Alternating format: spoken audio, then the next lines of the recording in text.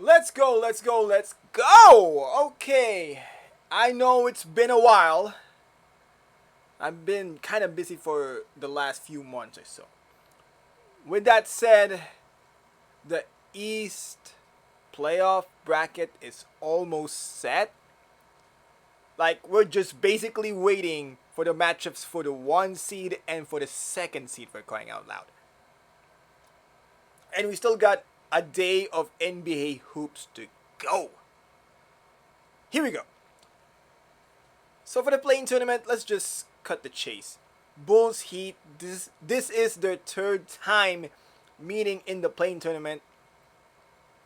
The Heat have won the last two playing games between these two teams, but let me tell you, third time won't be the charm, because for the first time in this matchup, the Bulls have the home court advantage in the play-in tournament. And Josh Giddey this season has been a natural Heat killer.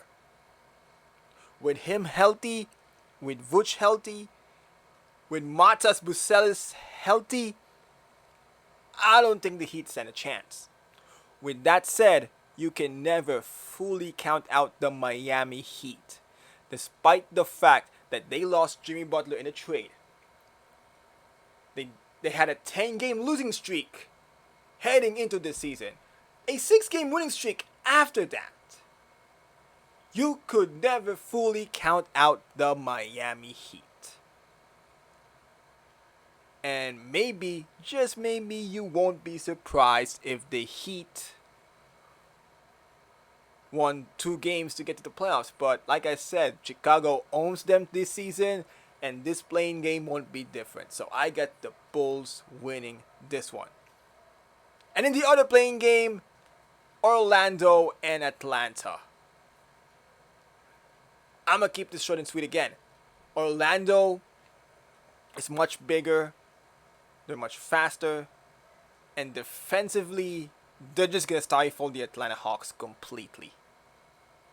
And with Fallow and Franz healthy, they're going to decimate the Hawks in that game. Now let's discuss one of the playoff series set in round 1. Knicks and the Pistons. Oh boy, do I want this matchup. This is going to be greedy. This is going to be nasty. And oh boy, it's going to be smash mouth basketball. Especially when Isaiah Stewart is involved. But we'll get to him later. Cade Cunningham has been phenomenal this season.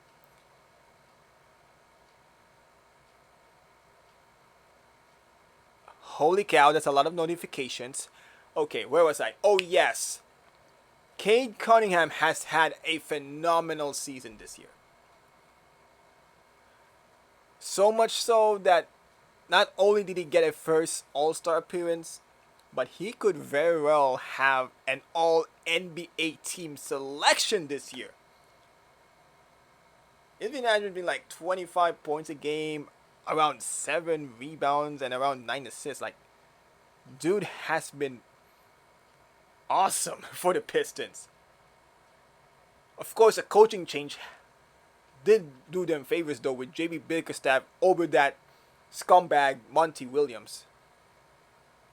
But man, Cade Cunningham has elevated the Pistons to where they're now heading into the playoffs for the first time since 2019. And this is probably the first time in a while that they could potentially win a playoff series. Now, of course, outside of Cade, we also got Osar Thompson. We got Jalen Duren.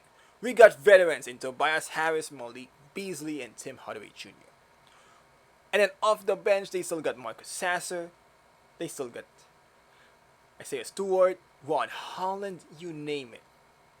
This is a young, hungry team who is hell-bent on making sure their opponents I won't say get hurt, but beat up after the game. Know what I'm saying? And then there's the Knicks, who traded for Karl Anthony Towns this offseason and are playing well this season as well. Of course, Jalen Brunson, still there, still good, still phenomenal. Even helped my team in the fantasy playoffs this year. Karl Anthony Towns. I mean, the Timberwolves are stupid for trading his ass. Still good. They also got Mikal Bridges. Even though he wasn't as hyped up as the Knicks wanted him to be, still a really good 3-and-D guy. Same goes with OG Anunoby. Same goes with Josh Hart.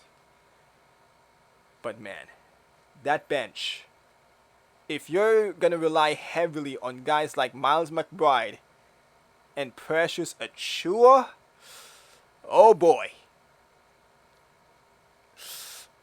You better make sure you finish your opponents early. Especially in this series. Which won't be the case though, because like I said, the Pistons are a hungry young team ready to prove everyone wrong, including me. But the Knicks are somewhat of a bad matchup for them because they got Mikal Bridges, they got OG Anunoby, they got Josh Hart, who could potentially contain Cade Cunningham. With that said, the Pistons do have Asar Thompson, which could potentially contain Jalen Brunson.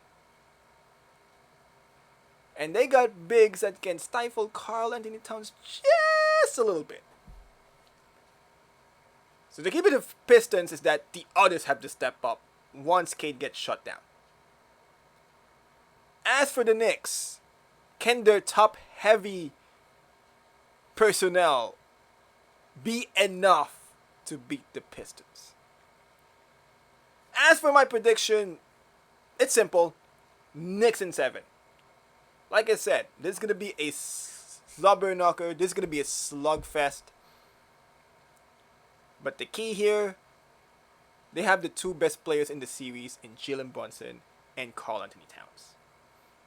And as good as Cade Cunningham is this season, I don't think Cade and a bunch of dudes ain't going to be enough to beat that Knicks team. Barring an injury, of course. So give me the Knicks in 7 and hope for a good one between these two teams. See ya.